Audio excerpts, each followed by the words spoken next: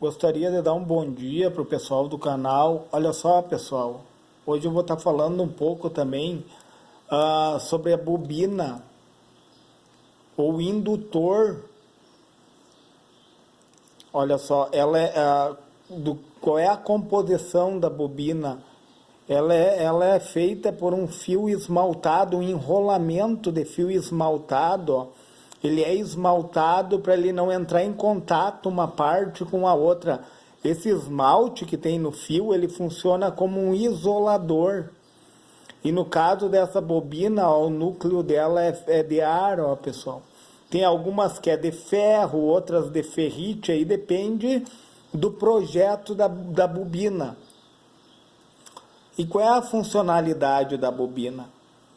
Ela armazena elétrons através de um campo eletromagnético. E o que ela faz?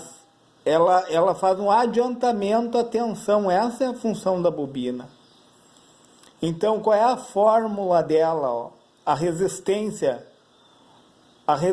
indutiva. Qual é a resistência que ela apresenta? Ó? É 2 vezes π, 2 vezes 3,14, vezes a frequência, vezes a indutância dela, pessoal.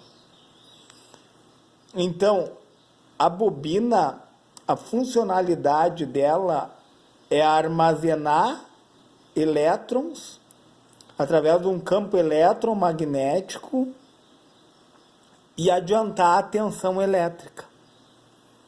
Em contrapartida, o capacitor, pessoal, o capacitor vai na contramão da bobina. Olha que interessante isso. O capacitor, ele atrasa a tensão. E ele armazena, o armazenamento dele se dá através da capacitância dele. Ó, no caso é 150 microfarad, ó. É o quanto ele armazena de tensão. Então, a bobina armazena cargas elétricas, enquanto que o capacitor armazena tensão elétrica. E ele dá um atraso na tensão. Ó, em altas frequências, olha só a fórmula do capacitor. A indutância capacitiva é a resistência que ele apresenta, é 1 sobre 2π vezes frequência vezes a capacitância. Então, quanto maior for a frequência, menor vai ser a resistência do capacitor. Diferente da bobina, quanto maior a frequência, menor vai ser a resistência. Maior vai ser a resistência. Desculpa, pessoal. A bobina ela funciona diretamente proporcional à frequência. Quanto mais frequência, mais resistência. Mais frequência, mais resistência. O capacitor, pessoal, quanto maior a frequência, menor a resistência, chegando ao ponto dele entrar em curto-circuito. Por isso que muitas vezes ele faz o desacoplamento das altas frequências, ele manda para o terra. Ele entrando em curto, ele manda para o terra. Quanto menor a frequência, ele funciona como uma chave aberta, pessoal.